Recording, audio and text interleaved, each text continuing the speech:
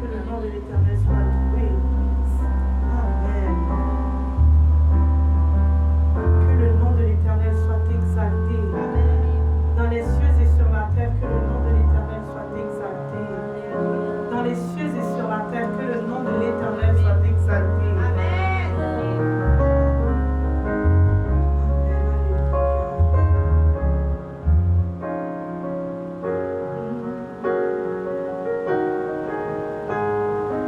Il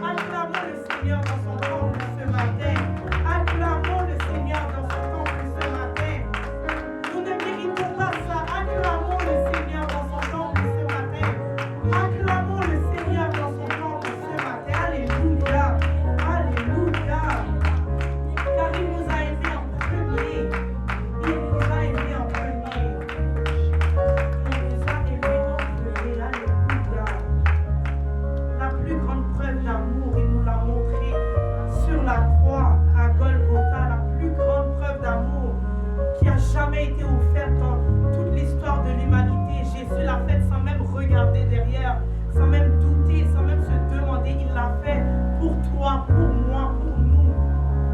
Amen. C'est pour ça que nous sommes ici présents ce matin. Et nous pouvons louer son nom. Et nous pouvons l'adorer car il a tout donné pour que nous ayons ce que nous avons présentement aujourd'hui. Amen.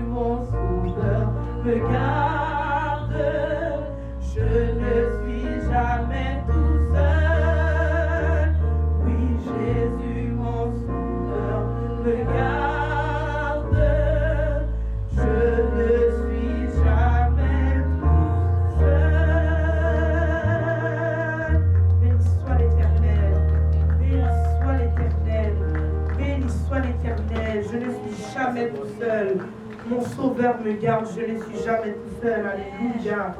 Amen. Nous allons continuer dans la louange et dans l'adoration avec le chant qui dit sachez que l'Éternel est Dieu. Il est le roi, il est bon. Alléluia. Amen. Amen. Dansez pour le Seigneur, chantez pour le Seigneur, dansez pour le Seigneur, pour tout ce qu'il a fait. Vous avez encore des jambes, vous avez encore des bras, balancez vos bras dans le temple de Jésus, car il a tout fait pour vous. Il vous a donné l'opportunité d'être ici ce matin pour respirer. Vous n'êtes pas à l'hôpital, vous n'êtes pas malade, vous devez respirer, vous avez l'opportunité de manger tous les jours. Il pourvoit à vos besoins, car il est le roi, il est bon. Alléluia. Amen.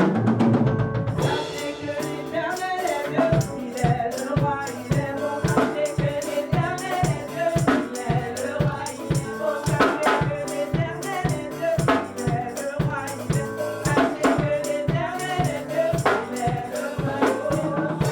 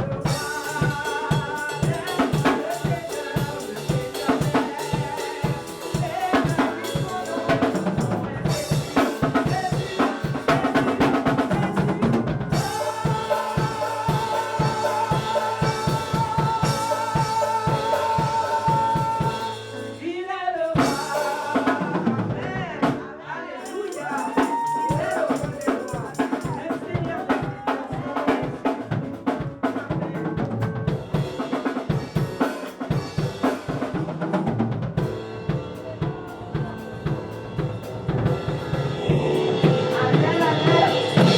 Alléluia. Il est vraiment le roi des rois. Amen. On vient de le dire, crois-le, il est vraiment le roi des rois.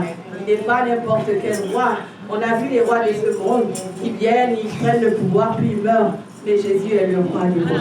Jésus est le roi d'éternité en éternité. Jésus est le roi éternellement. Amen. Il est notre roi. Il est ton roi. Même toi qui me regardes à travers les réseaux sociaux, il est aussi ton roi. Amen. Sans plus tarder, nous allons élever la voix pour la parole qui nous sera donnée. Amen. Car le Seigneur a déposé une parole merveilleuse pour ton âme ce matin. Amen. Élève ta voix afin d'être disposé à recevoir et que cette parole emmène une transformation et un changement de vie dans ta vie. Amen. Père, nous te bénissons encore pour ta servante. Nous te rendons les actions de grâce pour sa vie. Seigneur, nous disons, oh mon Dieu, mon roi, que ce matin soit encore un instrument, un vase d'honneur que tu as rempli afin de venir déverser et nourrir ton cœur. Seigneur, je prie que chacun de nous, oh mon Dieu, mon roi, soit disposé à recevoir ta parole, soit disposé, oh mon Dieu, mon roi, à ce que cette parole enlève le faux et que le vrai, qui est ta vérité, demeure au-dedans de nous. Je prie aussi pour toutes les personnes, Seigneur, qui vont regarder cela en diffusé, qu'elles soient saisies de cette onction au nom de Jésus. Amen. Je prie afin que cette parole nous vienne au Seigneur et dépose quelque chose d'éternel en nous. Je prie que cette parole nous amène à un autre niveau de notre relation avec toi. Je prie afin que cette parole ne tombe pas sur la terre épineuse, mais qu'elle tombe sur la terre où elle apporte du fruit. Je prie afin que tu étendes ta main maintenant et que tu nous fasses grâce. Alléluia. De manger à ta table un repas que toi tu as préparé. Dispose nos corps à l'esprit.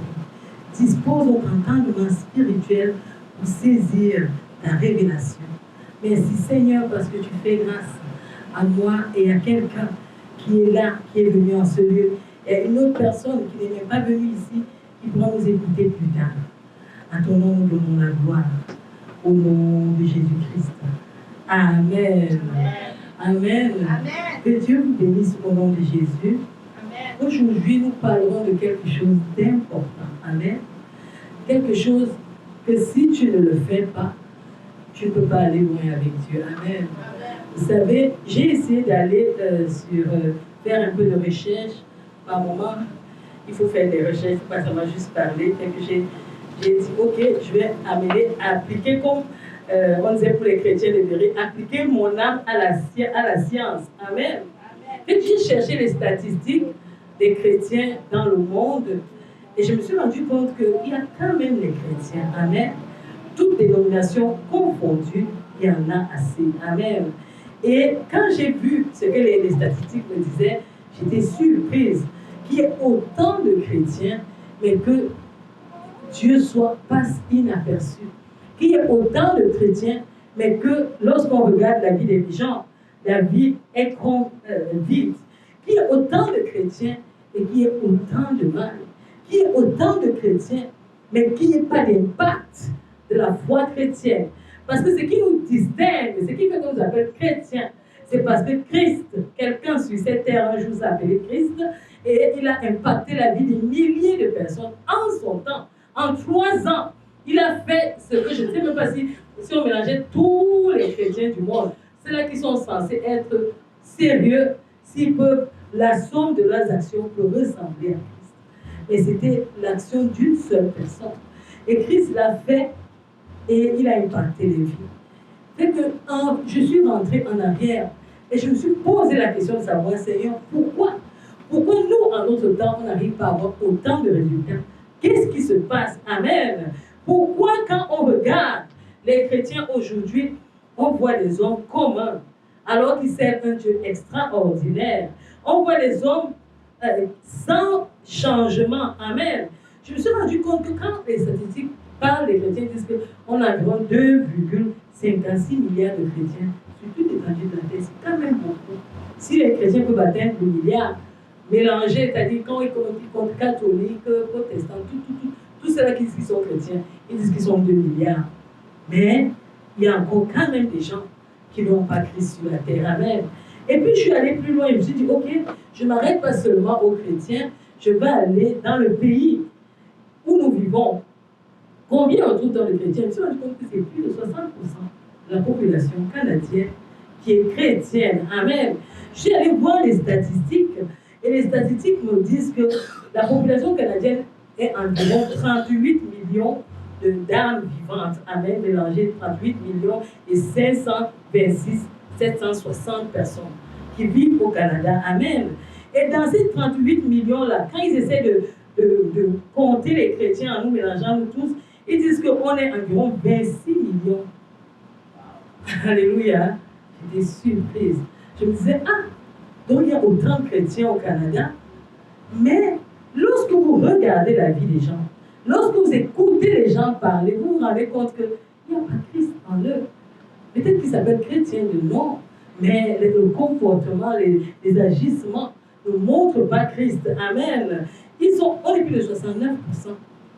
Et la vie, c'est comme si c'est comme si c'est l'eau, c'est comme si c'est rien, c'est comme si les chrétiens n'existent pas. Pourquoi ça? Lorsque nous entrons dans la parole de Dieu, j'ai découvert une autre chose.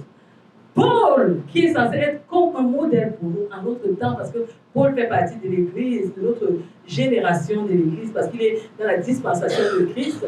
Paul dit ceci dans Luc 13, verset 24. Efforcez-vous d'entrer par la porte étroite. Amen.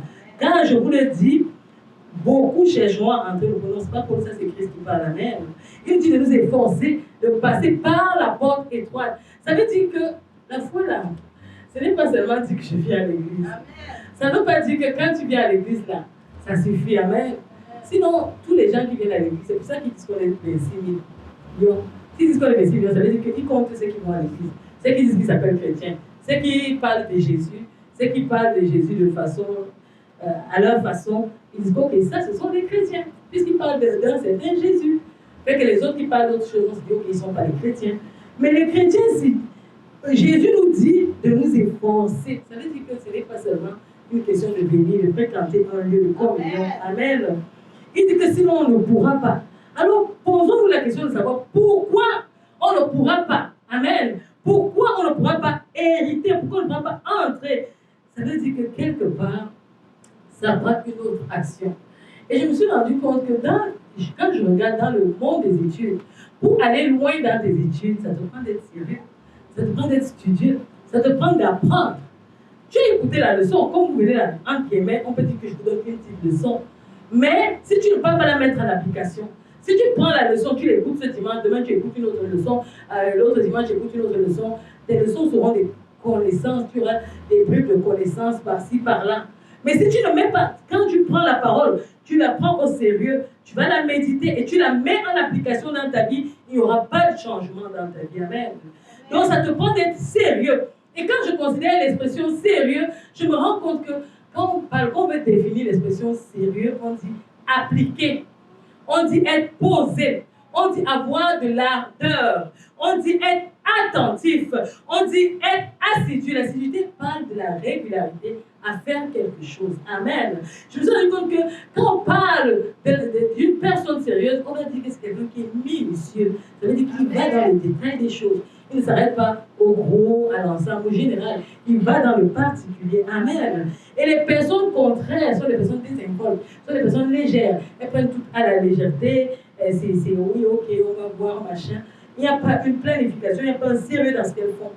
Et j'ai vu autre chose qui m'a surprise. C'est que le mot sérieux, ce n'est pas seulement posé, minutie. Ça appelle la profondeur. Amen. Donc si on dit que quelqu'un est sérieux, ce n'est pas juste qu'il est assidu, ce n'est pas juste qu'il fréquente un lieu régulièrement, ce n'est pas juste qu'il médite, mais ça prend qu'il est aussi profond. Ça veut dire qu'il quitte la surface des choses, il va vraiment toucher le fond, parce qu'on parle de profondeur en opposition à la surface. Quand vous regardez la surface de la terre, on vous dit que vous êtes au-dessus de quelque chose. Mais quand on regarde la surface de la terre par rapport à la profondeur des mers, quand tu vas dans la mer, on est dans les profondeurs, on est là, tu es dans la profondeur. Donc, la profondeur, là, si on l'applique à la parole de Dieu, ça veut dire que tu quittes la surface. La surface, c'est quoi? La fréquentation d'église, chanter des cantiques, c'est aller au sérieux, c'est aller dans les profondeurs. Aller dans la profondeur de la parole de Dieu, aller recevoir la révélation, la substance de Dieu. Amen. Donc, la personne qui cherche la profondeur ou bien qui est sérieux va aller plus loin avec Dieu, va vivre quelque chose qu'on dit en hébreu, ils appellent ça taderma, qui signifie un sommeil profond. Quand on parle de la taderma ici, ça peut avoir plusieurs sens. Mais moi, je veux considérer le sens qui dit une profondeur, un sommeil profond dans lequel Dieu t'apporte des révélations. Lorsque nous lisons Job 33, verset 15, la parole de Dieu nous dit qu'il les a fait tomber dans un profond sommeil. Et dans ce profond sommeil-là, la révélation de Dieu est arrivée. Amen. Les visions arrivent. Amen.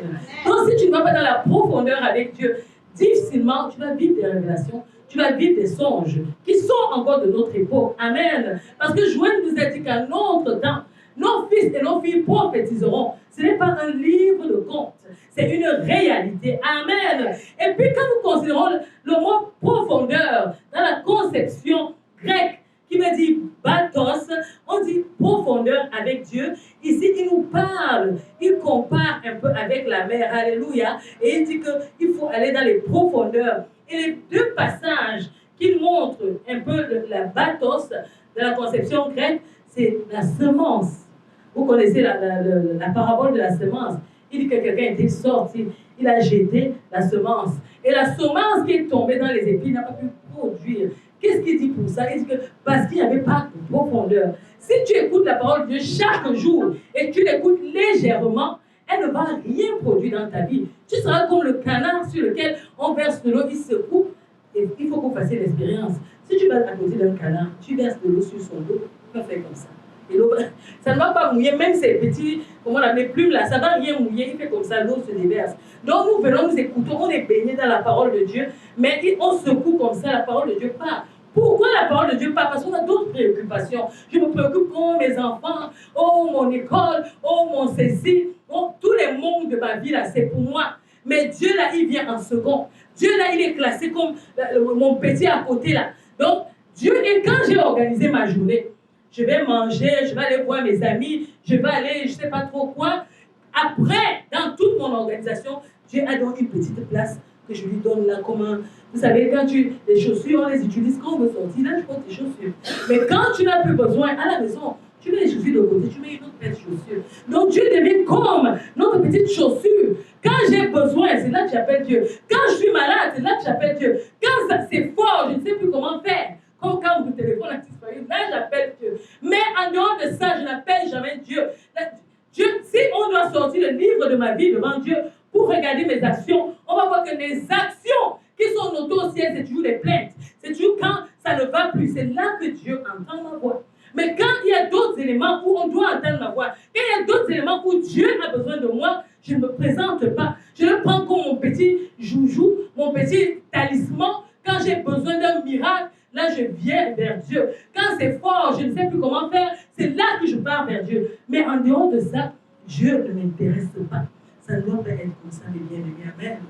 On doit être cette terre-là qui porte la bonne sémence. Quand nous allons encore dans la parole de Dieu, écoutez ce qu'il dit. La graine qui tombe, la profondeur. Lorsqu'on parle de profondeur, la profondeur héberge la richesse. La profondeur héberge la sagesse. Si tu n'es pas sage, sois profond avec Dieu. Tu vas être un homme ou une femme sage. La profondeur héberge la science de Dieu. Quand vous ouvrez dans la Bible, le Romains 11, verset 33, il nous dit que les secrets sont révélés par le Saint-Esprit. Et il a la capacité même de partir sonder les profondeurs de Dieu. Si le Saint-Esprit peut sonder les profondeurs de Dieu, ça veut dire que ta profondeur n'est pas juste dans l'assiduité, n'est pas juste dans dormir et avoir des révélations, mais la profondeur commence le jour où tu commences une relation avec le Saint-Esprit. Parce que c'est lui qui a la révélation de Dieu. Tu as beau lire la Bible, tu vas connaître livresquement. La parole de Dieu dit, la lettre tue, mais l'esprit vivifie. Amen. Si tu veux vivre la vie de Christ, ça te prend le Saint-Esprit de Dieu. Amen. Et si tu communiques donc avec le Saint-Esprit, moi j'ai même une autre question pour toi. Est-ce que le Saint-Esprit te connaît? Si maintenant il faut que le Saint-Esprit parle à quelqu'un, es-tu sûr que ce sera toi, à toi que le Saint-Esprit viendra révéler quelque chose de la part du Seigneur? Ça c'est une question importante que nous devons nous poser. Amen. Comment donc vas-tu dire que Dieu me reconnaît, si en notre temps, Dieu a donné le Saint-Esprit. Et mais le Saint-Esprit, là, parce qu'il n'est pas, il parcourt la terre, comme la Bible nous dit qu'il est comme le vent. Et quand il parcourt la terre, il ne te rencontre jamais. Il ne te rencontre jamais. Comment tu vas donc dire que tu as la profondeur avec Dieu? Comment tu vas dire que tu as la communion avec Dieu? Comment tu vas dire que Dieu ne te connaît pas? Il te connaît comme un être humain qui vit sur la terre, mais il ne te connaît pas, tu n'as aucune relation avec lui. Parce que la seule personne qui a donné le Saint-Esprit, tu ne communiques pas avec lui. Amen. Et ça, c'est important, on doit se le dire et on doit le pratiquer. Amen. J'ai essayé de sonder la parole de Dieu et je suis tombée sur un passage merveilleux que peut-être d'autres ont déjà lu, mais qui va nous édifier aujourd'hui. Lorsque nous ouvrons la parole de Dieu dans le livre de Daniel, au chapitre 5, il y a une histoire assez étrange qui se déroule à ce moment-là. Amen. Il y a un roi qui vivait avant, il s'appelait Nebuchadnezzar. Nebuchadnezzar, un jour, quand dans la gloire de son royaume, il a poussé une parole. Et à cause de l'orgueil qui était monté dans son cœur, Dieu l'a frappé. Nebuchadnezzar est devenu comme un animal, il a commencé à manger la terre. Et Dieu a eu pitié et compassion de lui, il a relevé. Nebuchadnezzar a eu la crainte de Dieu, il est mort. Nebuchadnezzar a eu un autre fils, son fils s'appelait Belchassar. Et quand Belchassar est venu sur la terre, quelque chose s'est passé d'étrange. Belchassar a commencé à organiser une fête, il a commencé à boire le vin. Et en buvant le vin dans cette fête-là, quelque chose va se passer. Belchassar va prendre les ustensiles de la maison de Dieu et il va utiliser ça pour boire du vin avec ses compagnons. Et en faisant cela, quelque chose d'autre va se passer. Une main va sortir, elle va se mettre à écrire au mur. Méné, méné, tekel, qui veut dire compter, compter et peser. Et Belchassar sera bouleversé. Il va se dire, mais qu'est-ce qui se passe? Pourquoi cette main vient écrire? Il va être troublé. Et ils vont aller voir Daniel, qui avait la révélation. Amen. Daniel qui avait la révélation de Dieu. Ils lui ont demandé, mais qu'est-ce qui se passe? Qu'est-ce qui est écrit au mur? Parce que les sages de mon royaume n'arrivent pas à déchiffrer cela. Et quelque chose de merveilleux va se passer. Daniel va lui donner la révélation qui se cachait dans ce qui était écrit sur le mur. Ça veut dire que Dieu a compté ton royaume, Belchassar, et il a vu que ton royaume, là, toi, est mis à la fin, j'ai compté et j'ai mis fin à ton royaume. Parce que tu n'as pas respecté Dieu. Parce que tu n'as pas respecté l'intimité que ton Père avait avec Dieu. Alléluia. Ça nous amène à comprendre qu'il faut avoir la crainte de Dieu. Que tu sois roi, il faut avoir la crainte de Dieu. Que tu sois une autorité, il faut honorer Dieu. Alléluia. Il faut que toi qui es une autorité, tu tournes le cœur du peuple vers Dieu. Tu tournes le cœur du peuple vers la crainte de Dieu. Amen. Parce que Dieu est le seul juge. C'est lui qui a la capacité d'élever. C'est lui qui a la capacité d'abaisser. Amen. Et il dit dans sa parole qu'il abaisse les orgueilleux et il élève les personnes humbles. Amen. Et donc, regardez ici là. Belchassar va désobéir à l'Éternel et cela sera puni. La main va écrire et le lendemain, à peine, parce qu'il cherchait la signification, il ne savait pas. Le lendemain, quand il va trouver la révélation qui se cache derrière cette parole-là, quelque chose va arriver. Il va mourir le lendemain. Amen. À cause de sa désobéissance, à cause de ses actions, à cause de ce qu'il a fait. Amen. Dieu défend son nom. Dieu défend son honneur. Dieu punit le blasphème contre lui. Et Dieu punit le blasphème que Belchassar va faire ici dans Daniel 5. Quand nous lisons à partir du verset 1 au verset 30, il va punir quelque chose de sacré. Il va aller prendre les vases. Mais quand nous ramenons les vases à notre temps, la parole de Dieu nous dit que nous sommes des vases. Amen. Nous sommes des vases d'honneur. Nous sommes des vases comme il y a des vases d'or, des vases de terre. Amen. Nous sommes des vases de terre. Et ces vases de terre-là, Dieu dépose sa grâce dedans. Vous allez vous rendre compte que quand nous regardons la symbolique des vases, vous allez vous rendre compte que même les vierges ont utilisé des vases pour déposer l'huile. Alléluia. Qui symbolise ici le Saint-Esprit. Et vous allez vous rendre compte d'une autre chose, que nous portons dans la gloire de Dieu. Nous portons ce Saint-Esprit-là dans les vases de terre. Amen.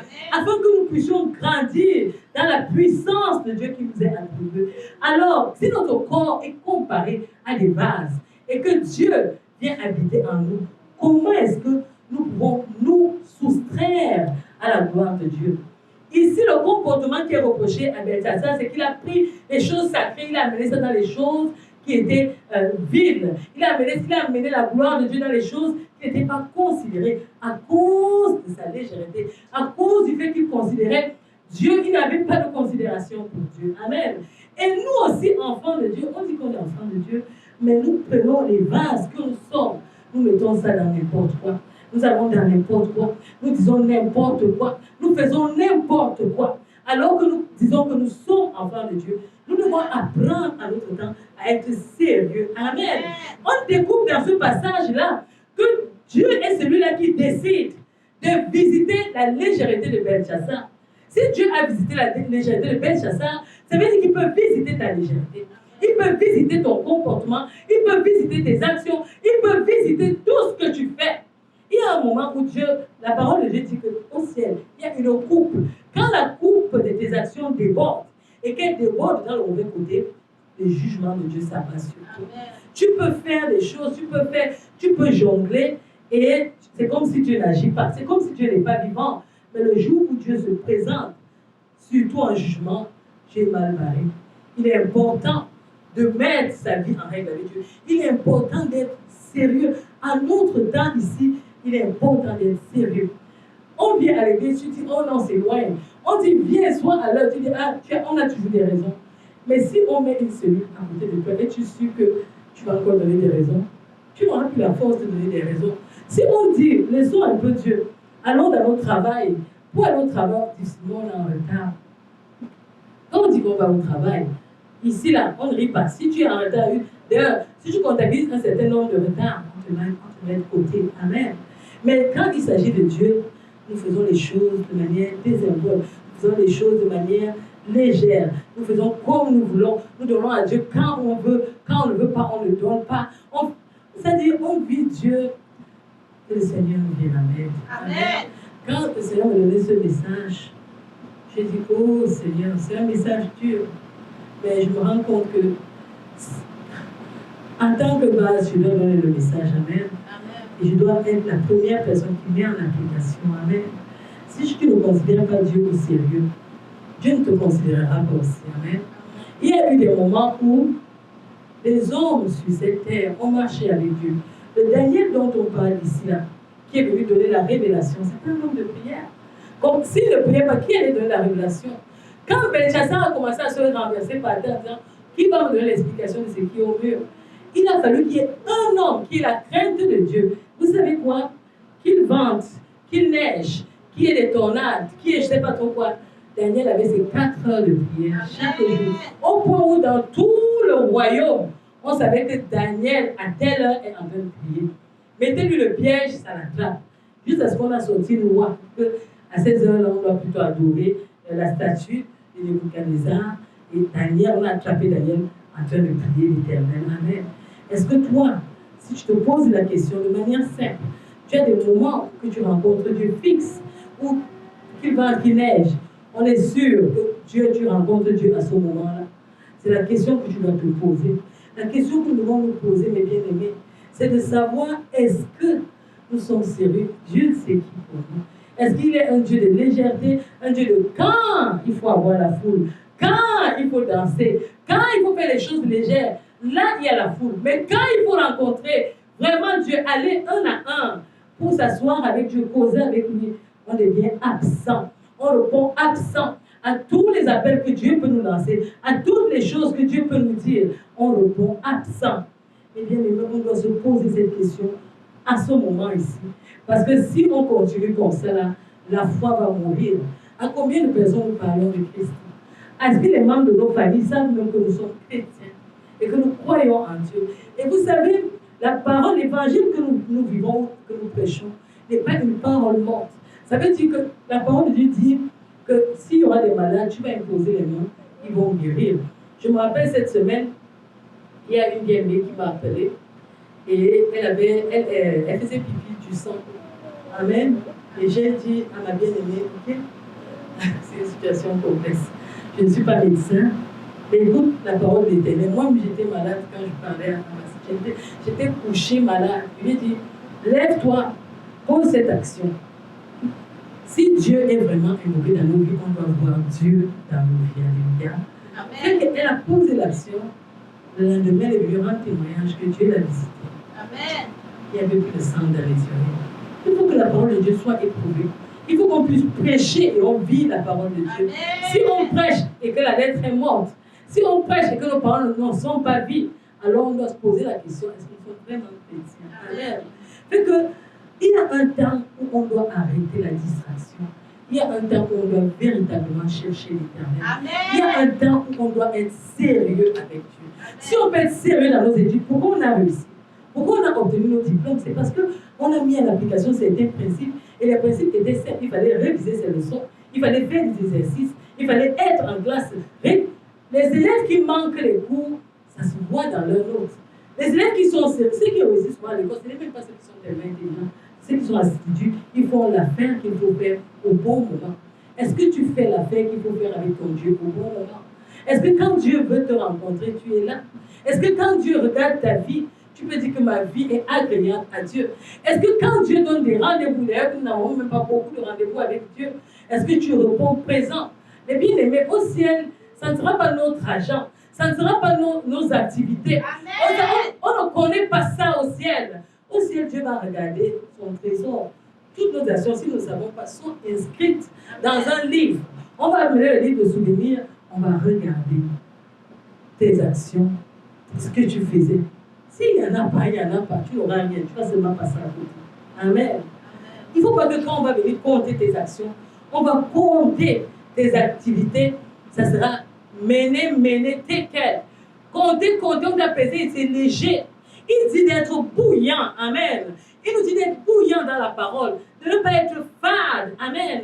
On ne doit pas être léger dans nos engagements avec Dieu. On ne doit pas être léger dans nos actions. On ne doit pas être léger dans notre manière, dans les choses qu'on fait pour le Seigneur. On doit être sérieux. Comment on est sérieux à chercher l'argent? Comment on est sérieux à nous habiller? Comment on est sérieux à acheter des choses dans nos maisons? Comment on est sérieux avec nos enfants? Parce qu'on ne les laisse pas en route pour les voitures, les codes. De même plus que cela, on doit être sérieux avec Dieu. Amen.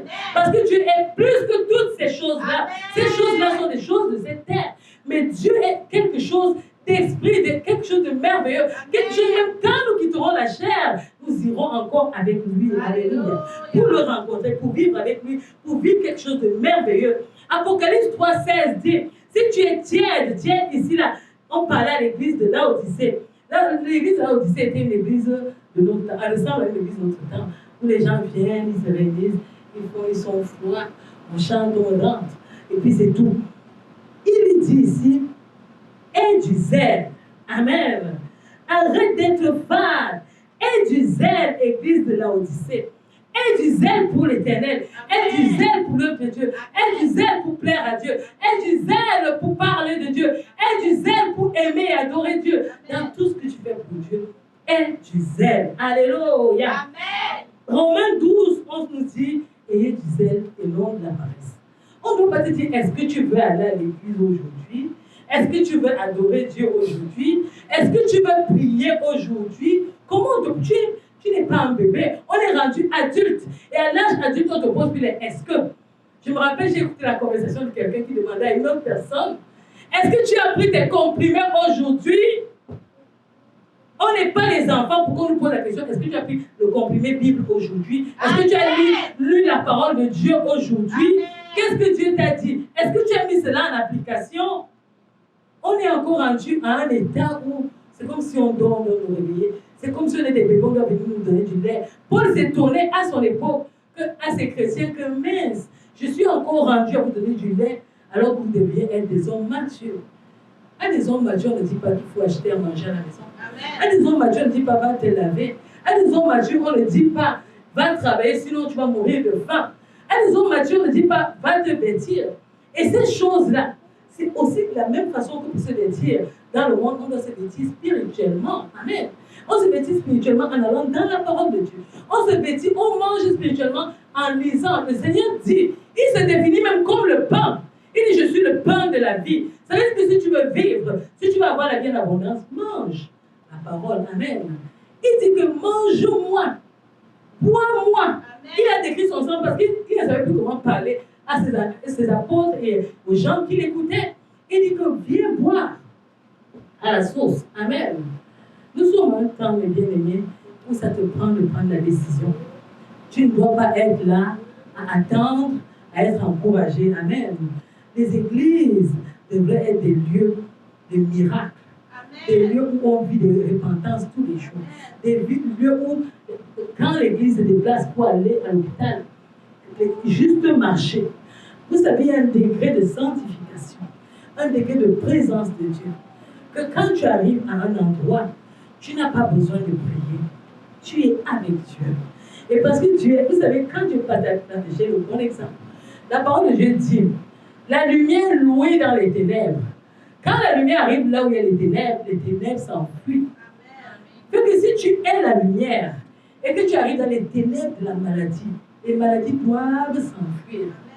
Si tu es la lumière, tu arrives dans les ténèbres de la folie doit s'enfuir. Il y avait un homme de Dieu, je le sais toujours, parce que c'est ce que j'aimerais vivre, qui avait une telle sanctification que quand il entrait dans une ville, il entrait, s'il a posé le pied, non, si la limite, mettons la limite de la ville, c'est ça. S'il met le pied dans la ville, les gens commencent à se répandre. On ne te prêche pas, tu te répands seul. Parce que le degré de pureté et de présence de Dieu qui était avec lui, c'est que quand il entrait en un lieu, Dieu entrait dans ce lieu. Et bien aimé, on doit aspirer à ça. Amen. Ces gens-là n'étaient pas les gens, c'était les gens de notre époque. Ce n'étaient pas les gens, on va dire qu'ils vivaient quand Dieu on avait créé le ciel et la terre, et puis ils faisaient partie de la génération des nôtres qui est montée. C'est les gens de notre époque. Donc les gens qui ont d'abord vécu dans le péché, puis qui ont décidé de marcher avec Dieu, qui se sont détournés du mal et ont décidé de marcher avec Dieu. Alors s'il y a eu de telles personnes qui ont marché et qui ont vécu cela, pourquoi toi, pourquoi moi, je ne peux pas me lever et vivre cela? Qu'est-ce qui nous empêche d'honorer Dieu? Qu'est-ce qui nous empêche de devenir sérieux avec Dieu? Qu'est-ce qui nous empêche de servir Dieu? Qu'est-ce qui nous empêche d'honorer Dieu? Qu'est-ce qui nous empêche de marcher dans la vérité? Qu'est-ce qui nous empêche? Vous savez, bizarrement, nous sommes à l'époque, la plus belle époque, quand on regarde toute la foi. Parce que nous sommes à une époque et dans un pays où nous avons la liberté de culte. Nous pouvons dire comme nous Dieu. Nous avons la liberté de dire qu'on va se réunir, on nous laisse se réunir. Nous avons la liberté de dire qu'on va chanter Dieu, on va nous laisser chanter. Mais c'est nous les gens qui avons cette grâce-là, on vit dans un pays de paix, il n'y a même pas de guerre, il n'y a pas de quoi. Nous sommes devenus gros spirituellement, au point où nous ne voulons même plus nous. On se met, c'est-à-dire la Grèce a déjà rempli la graisse de ce monde, la graisse de l'aisance, l'autosuffisance est remplie en nous et Dieu devient un second plan. Dieu devient un bouche-trou pour nous. Dieu devient un quelque chose, un petit quelque chose qu'on satisfait de temps en temps. Aujourd'hui, tu as l'opportunité de choisir d'être sérieux ou de ne pas l'être. Amen. Et quand tu es sérieux, je n'ai pas besoin de venir dans ta vie pour savoir que tu es sérieux. Quand tu es sérieux, ça dépend de toi. C'est visible. On ne te demande pas. Est-ce que tu es sérieux avec Dieu? Et quand tu n'es pas sérieux aussi, c'est visible. On n'a pas besoin de demander, que c'est lui l'esprit est sérieux avec Dieu. Ça se voit. Amen. Fait que, mes bien-aimés, si j'ai une parole, après tout ce que j'ai raconté, que je peux te donner, c'est sois sérieux et profond avec Dieu. Amen. Il y va de ta vie, il y va de la vie de ta famille, la vie de ta nation. Parce que parfois, on pense que c'est vie Dieu, ça nous regarde seulement. Non. Si tu commences à être pur, saint, ça va impacter ta famille. Ça va impacter ton environnement. Ça va impacter ta nation. Regardez Daniel. Daniel n'était pas au courant de ce qui se passait. Daniel n'était pas où il faisait leur prêt. Daniel était où il était. Peut-être qu'il était en train de prier. On l'a cherché. On a dit qu'il y a un homme ici qui prie. Il y a un homme qui cherche Dieu dans la nation. Et on allait le dénicher dans son petit trou où il était. Peut-être comme le papa était mort, le fils était allé dégagez-moi tous les stages là. Je ne veux plus voir un stage ici. Maintenant ici c'est la fête. Mais quand Dieu s'est révélé, il a fallu qu'on aille chercher Daniel. Alors maintenant, si Dieu veut se révéler au Canada, on va aller chercher qui? Est-ce que c'est toi qu'on va venir chercher? Est-ce que quand on va chercher qui craint Dieu au Canada, Je ne parle même pas loin au Canada, dans ton environnement, dans ta ville. Est-ce qu'on peut témoigner qu'il y a un homme qui craint Dieu, qui fait la différence? Est-ce qu'on peut... Je vous ai dit que quand tu crains Dieu, on ne cherche pas ton nom est visible. Parce que tu fais l'œuvre de Dieu, c'est palpable. Est-ce que si on cherche, on va trouver toi? Ou bien on va commencer à fouiller, on va dire qu'on a scanné toute la ville. C'est comme s'il n'y a pas, on entend souvent, ils font des bruits, mais il n'y a pas quelqu'un qui craint Dieu là-bas. Est-ce que c'est ça, mes bien-aimés? Que Dieu nous fasse grâce. Seigneur, nous venons devant toi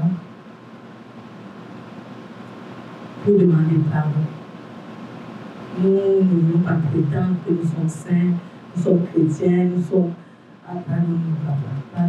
Pardonne et pitié de nous simplement. Je te supplie, afin que tu nous apprennes à être sérieux avec toi, sérieux dans nos actions, que nos oui apprennent à être oui. Seigneur, nos engagements avec toi, notre marche avec toi.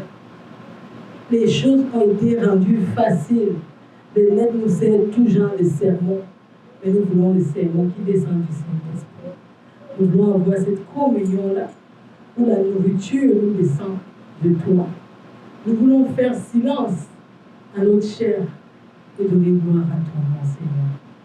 Nous voulons te donner, nous te demandons de prendre la place de régner dans nos vies. Nous demandons d'être des temples du Saint-Esprit. Nous demandons, oh alléluia, de marcher dans la justice. Nous demandons que nous serons de la grâce. Si tu cherches un homme au Canada, tu cherches un homme dans le monde à qui t'adresser, que nous soyons là, Seigneur. Oh Dieu, donne-nous d'être sérieux. Sérieux dans, tu dis, celui qui est fidèle dans les petites choses, lui confiera le plus grand. Donne-nous d'être fidèles, Seigneur. Que ce message tombe sur des terres fertiles et qui portent du fruit. Merci parce que c'est toi qui ouvres l'entendement spirituel. Tu donnes l'entendement spirituel à quelqu'un qui a besoin de comprendre au nom de Jésus-Christ. À ton nom, nous donnons la gloire parce que tu fais au-delà de ce que nous pouvons te demander dans le précieux nom de Jésus-Christ. Amen. Amen. Amen. Que Dieu vous bénisse.